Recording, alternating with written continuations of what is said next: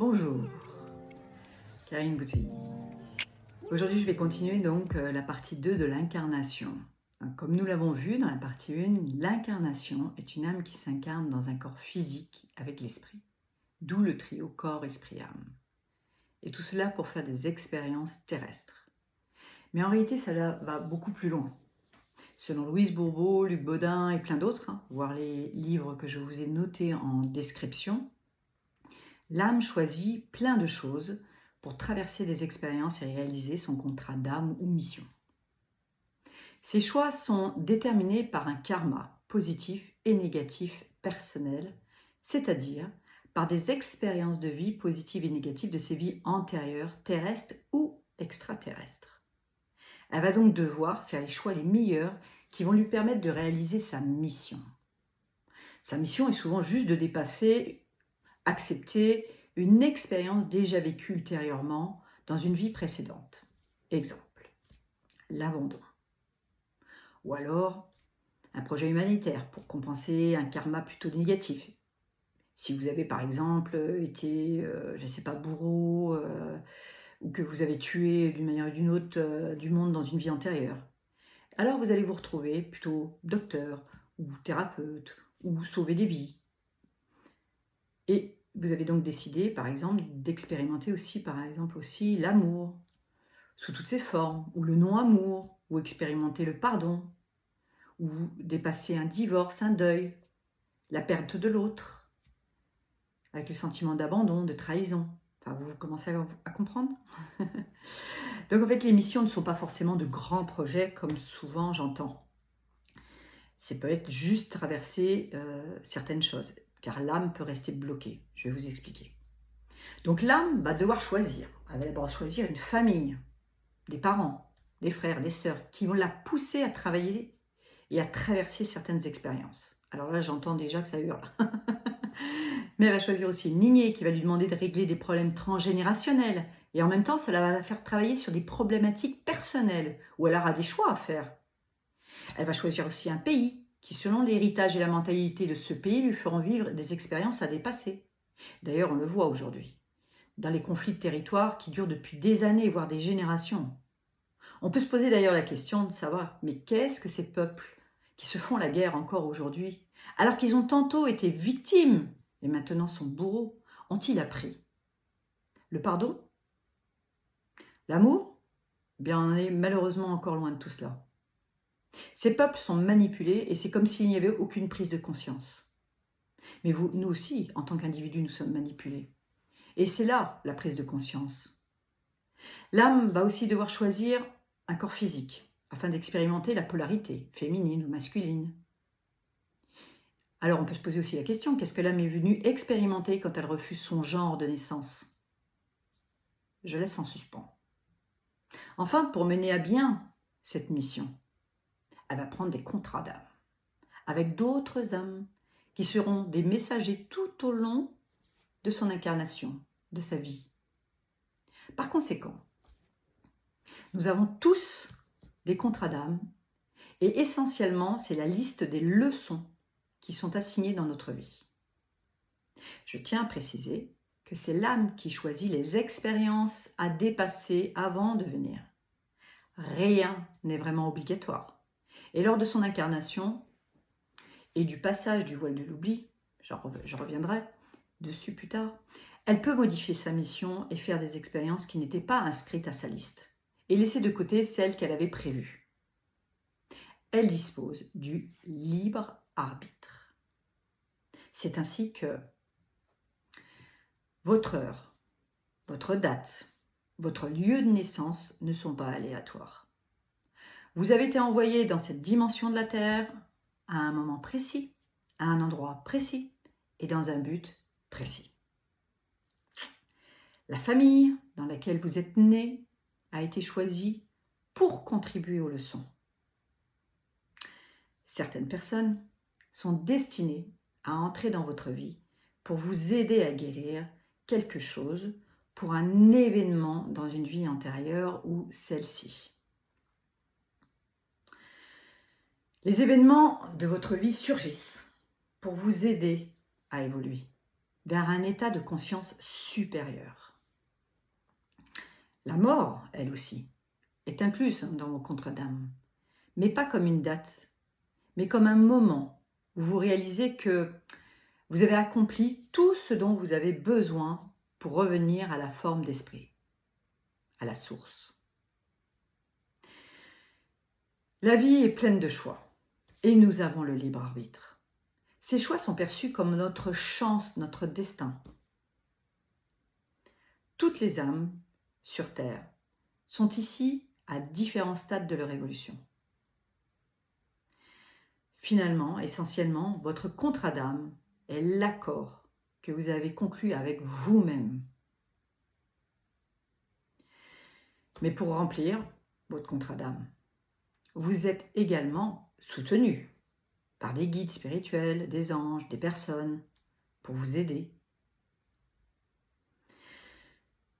Si vous êtes assez ouvert, vous recevrez toujours des signes, des synchronicités, des messages, des indices sur si vous suivez le chemin supérieur ou la destinée. Je vous renvoie à mes vidéos précédentes sur les synchronicités. L'un des meilleurs indices physiques que vous suivez, votre contrat d'âme, votre chemin supérieur, est quand la synchronicité ou d'étranges coïncidences se produisent pour vous conduire. Un autre bon signe que vous suivez le chemin élevé, c'est quand vous semblez connaître les bonnes personnes au bon moment qui peuvent vous offrir des informations, des conseils et de l'assistance lorsque vous êtes dans le doute ou que vous souhaitez apprendre. Vous pouvez rompre votre contrat d'âme ou le modifier. Et ce sont des moments où vos choix d'ailleurs ne sont pas forcément alignés. Lorsque cela se produit, vous pouvez vous sentir dans la confusion, dans la négativité ou même dans la maladie. Mais les défis sont parfois nécessaires pour vous aider naturellement à vous aligner et à revenir au flux pour accomplir votre alliance. Le fait de savoir que finalement, la vie est un jeu de rôle pour expérimenter donne un sens à tout ce qui nous arrive. Car malheureusement, quand l'âme s'incarne, elle oublie le pourquoi elle est venue et qui elle est. Elle passe par ce qu'on appelle le voile de l'oubli. Et elle va réapprendre au fur et à mesure des expériences souvent douloureuses, les leçons déjà apprises ou à apprendre. Par moments, elle va savoir intuitivement certaines choses. Puis plus elle avance dans l'âge, plus les signes, les rencontres vont se multiplier. Comme pour la conforter sur son chemin ou la remettre sur son chemin. Il arrive même que l'âme se perde dans la matérialité et oublie de s'écouter. Elle finit bien souvent très malheureuse, comme s'il lui manquait quelque chose. Elle s'est réalisée matériellement, mais absolument pas spirituellement. Elle aura certainement appris malgré tout certaines leçons de vie, mais n'aura pas rempli sa mission de vie. Ce n'est pas grave en soi. Elle reviendra et reprendra là où elle en était, ou allégera sa mission. Certaines âmes d'ailleurs pensent que pour sortir de la réincarnation, ou alors pour passer plein d'épreuves pour aller plus vite, puis devant la tâche à effectuer, elle recule ou elle refuse l'expérience car trop fatiguée de passer d'expérience en expérience. C'est ok. On peut aussi dire stop et remettre à plus tard. D'autres âmes, au contraire, elles vont écourter leur vie en se suicidant, pensant que ce sera plus facile la prochaine fois. Mais elles se retrouvent coincées entre deux mondes. Elles vont devenir des âmes, on va dire, errantes. À moins qu'elles ne soient venues, évidemment, juste pour terminer une mission. Et surtout, elles peuvent être aussi venues dans ces cas-là pour ceux qui vont devoir traverser la perte de cette âme, de cet humain. Certaines autres âmes ont des accidents non prévus. Et là aussi, leur programme est écourté. Et elles peuvent se retrouver coincées aussi, car elles veulent rester en contact avec les humains, notamment de leur famille, car elles veulent passer des messages, ou peuvent ressentir de la colère, de la culpabilité. Enfin, d'autres ne se préparent pas à partir et s'accrochent à leurs biens matériels, à leur argent, à leur maison, à leurs possessions. Cette vision de l'incarnation est ma vision et celle de plein d'autres qui ont pu vérifier sous hypnose, mais aussi après des EMI, expériences de mort imminente. Et là, je vous renvoie à quelques lectures que je vous ai mises dans la description de cette vidéo. Quoi qu'il en soit, de toute manière, et quelle que soit votre position sur cette question d'incarnation, c'est votre choix. Il ne vous appartient qu'à vous d'expérimenter cette vision de la vie. Personnellement, quand j'ai reçu ces informations, par plusieurs biais, intuition, rencontre, lecture, cela a résonné en moi. J'ai senti que cela avait un sens et donnait sens à toutes les épreuves douloureuses vécues. Cela m'a permis de sortir du mode victime de ma vie, victime des autres. Cela m'a allégée. J'ai vu les pièces du puzzle se mettre en place. Et en faisant une introspection, j'ai vu le fil rouge de ma vie apparaître de plus en plus. Tous les choix décidés au fur et à mesure des rencontres, les croyances limitantes, héritées aussi souvent de la famille, la remise en question des évidences des autres qui n'étaient absolument pas les miennes.